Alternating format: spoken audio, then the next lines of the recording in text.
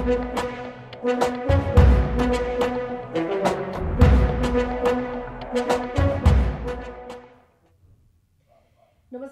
म प्रतिमा। साँझ 6 बजेको प्रदेश समाचारमा स्वागत छ।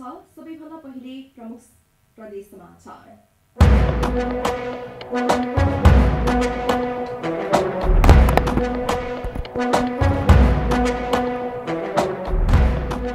आज माघे संक्रान्ति पर्व पवित्र जलाशय तथा त्रिवेणीहरूमा स्नान, दान र पूजा आजा गरी मनाइँदै।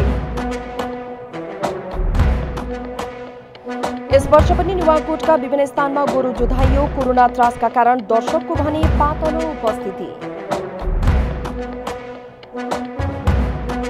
र लमजुङको भोजे पहिरोबाट वर्षौंदेखि स्थानीय जोखिममा, पहिरो रोकथामको दीर्घकालीन प्रयास अझै थालिएन।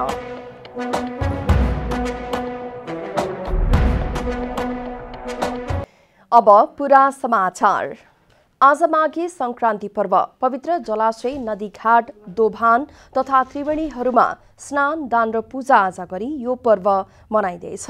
आज यस संक्रान्तिलाई थारू, मगर, छन्त्याल लगायतका समुदायमा माघी पर्वको रूपमा हर्षोल्लासपूर्वक मनाउने गरिन्छ। सूर्य गतिको आधारमा वर्षमा 2 अयन हुन्छन्। सामान्यतः माघ 1 गतेदेखि सुरु हुने उत्तरायणलाई देवताको दिन र साउन 1 गतेदेखि सुरु हुने दक्षिणायनलाई रात मान्ने चलन छ।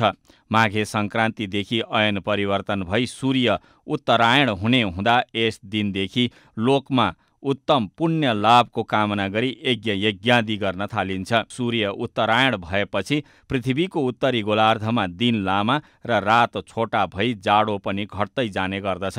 माघे संक्रान्तिका दिनदेखि सूर्य मकर रेखामा सर्ने हुँदा यस संक्रान्तिलाई मकर संक्रान्ति पनि भनिन्छ। मकर स्नानका लागि शङ्खमूल, कन्काईधाम, चतराधाम, देवघाट, त्रिवेणी, रिडी, गलेश्वर लगायतका तीर्थ तथा दोभान त्रिवेणीहरूमा भक्तजनको भिड लाग्ने गर्दछ। कालीगण्डकीको किनारमा पर्ने प्रसिद्ध तीर्थ रुरु क्षेत्र रिडीमा आजदेखि 3 दिने मकर मेला लाग्दछ।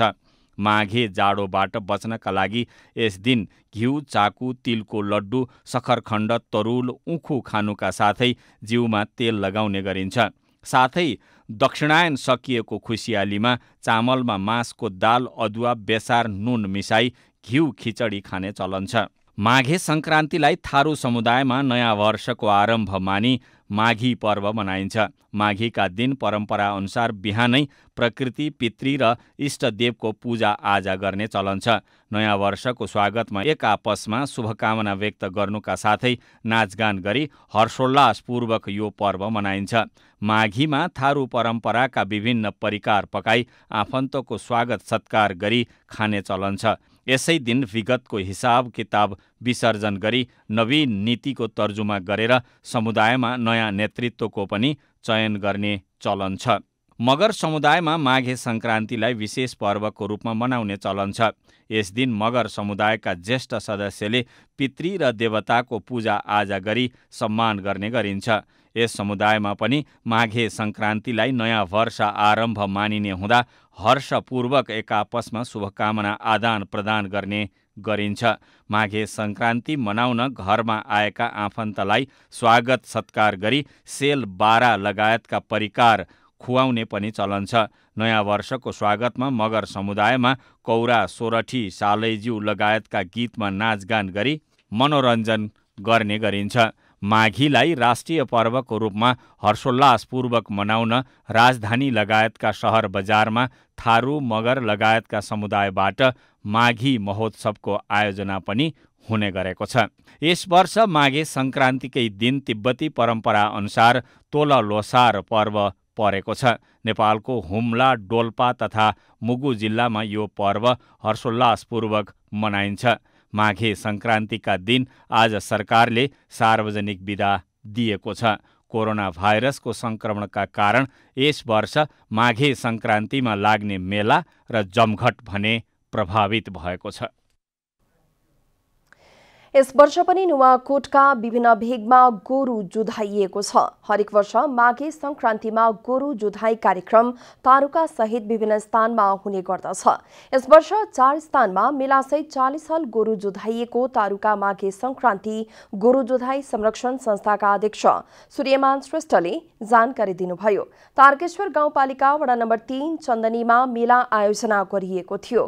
चन्दनीमा यस वर्ष 22 हल गोरु जुधाइएको छ। विदुर नगरपालिका वडा नम्बर 10 बेत्रावतीमा 5 हल, शिवपुरी गाउँपालिकाको शेराबगरमा 7 र पञ्चकन्या गाउँपालिकामा 6 हल गोरु जुधाइएको छ। चन्दनीमा मेला सफल बनाउन गाउँपालिका, नेपाल पर्यटन बोर्ड लगायतका संघ संस्थाबाट सहयोग प्राप्त भएको आयोजकले जनाएका छन्। प्रदेश समाचारमा अब थप समाचार। लमजुङको कोला सोथार गाउँपालिकामा पर्ने भोजेको पहिरोबाट वर्षौंदेखि स्थानीयहरू जोखिम मोल्दै आएका छन्। कोला सोथार गाउँपालिका 7 भोजेमा करिब 2 दशक अघिदेखि पहिरो बग्दै आए पनि उचित व्यवस्थापन हुन सकेको छैन। प्रत्येक वर्ष वर्षातको समयमा निरन्तर बगिरहने पहिरोबाट लमजुङको भोजे गाउँका बासिन्दाहरू दिनरात त्रासमा बाँच्दै आएका छन्।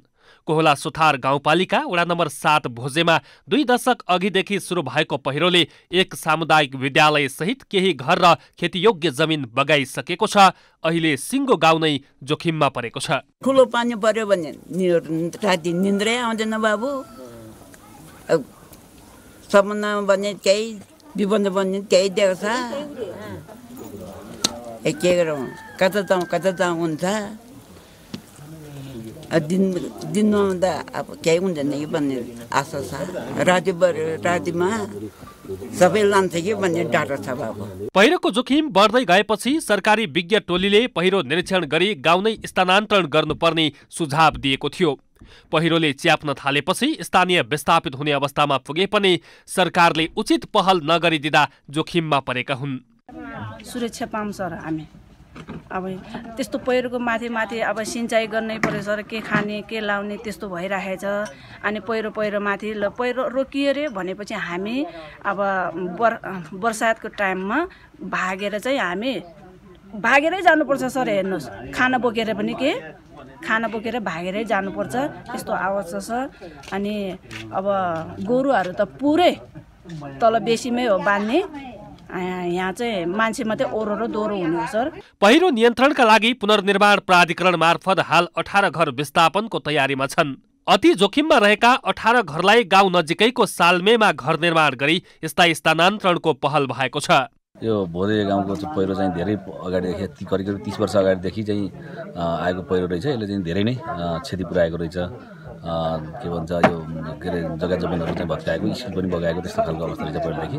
र अहिले चाहिँ अब यसबाट बिस्तारै 18वटा घर जति अहिले तल चाहिँ स्थानान्तरण भएर चाहिँ के अरे स्थानान्तरणको लागि चाहिँ घरहरू निर्माण भइराखेको अवस्था पुनर्निर्माणको तर्फबाट। र भने अब बिस्तारै अब यो बस्तीलाई नै सबै भौगोलिक अध्ययनको आधारमा चाहिँ यो चाहिँ जोखिम भएर सार्न पर्ने अवस्था भयो भने बिस्तारै यसको पनि हामी व्यवस्थापन गर्ने गरी लागेका छौँ। केही वर्ष अघि तत्कालीन भौतिक तथा शहरी विकास मन्त्रालयको नेतृत्वमा विज्ञ टोलीले पनि भोजे पहिरोको अध्ययन गरेको थियो। अध्ययनले भोजेको पहिरो नेपालकै मेगा पहिरोमा पर्ने निष्कर्ष निकालेको थियो। लमजुङबाट सन्देश पौडेलको रिपोर्ट। भौतिक पूर्वाधार तथा यातायात मन्त्री बसन्त कुमार नेमवाङले पूर्वाधार निर्माणले गति लिएको बताउनु भएको छ। नेपाली राजनीतिक वृत्तमा नेकपाको विभाजनबारे बहस चलिरहेका बेला विकास निर्माण भने तीव्र गतिमा अगाडि बढेको नेमवाङको दावी छ। 5 थरको फिदिममा आयोजित एक कार्यक्रममा बोल्दै नेमवाङले यस जिल्लामा 50 अर्ब बढी रकम विनियोजित भएको बताउनुभयो।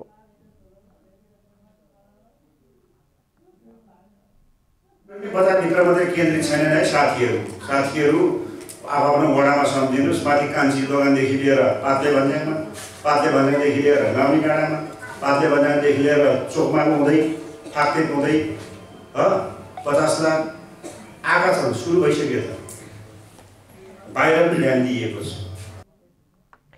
मन्त्री नेमवाङले पार्टीको आन्तरिक विवाद बढिरहेका बेला विदेशी शक्तिको चलखेल सुरु भएको भन्दै चिन्ता व्यक्त गर्नुभयो। गुल्मीमा जन्ती बोकेको जीप दुर्घटना हुँदा 14 जना घाइते भएका छन्। गुल्मीको काली गण्डकी गाउँपालिका वडा नम्बर 2 अर्बिनीबाट स्याङ्जाको गल्याङ नगरपालिकामा जन्ती लिएर जाँदै गरेको G1Ž5086 नम्बरको जीप अर्बिनी कोटमा दुर्घटना भएको हो। घाइतेमध्ये एकजनाको अवस्था गम्भीर रहेको प्रहरीले जनाएको छ। अन्य सबैको गुल्मीका विभिन्न स्वास्थ्य संस्थामा उपचार भइरहेको छ। घुम्तीमा ब्रेक फेल भएका कारण जीप दुर्घटना भएको प्रहरीले जनाएको छ। अन्त्यमा प्रमुख प्रदेश समाचार।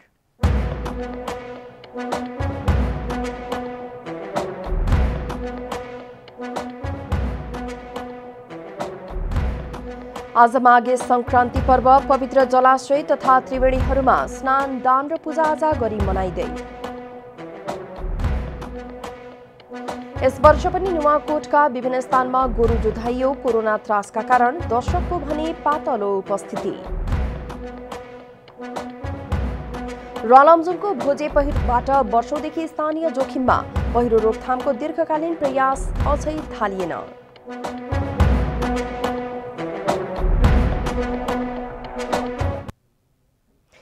प्रदेश समाचार अहिलेलाई यति नै। जनताद्वारा जनताका लागि प्रसारित जनता टेलिभिजनका कार्यक्रमहरू युट्युब, ट्विटर, फेसबुक र हाम्रो वेबसाइट जनतासमाचार.com मा पनि पढ्न र हेर्न सक्नुहुनेछ। सूचनामा तपाईको सहभागिता, समयमा समाचार हाम्रो प्रतिबद्धता। नमस्कार।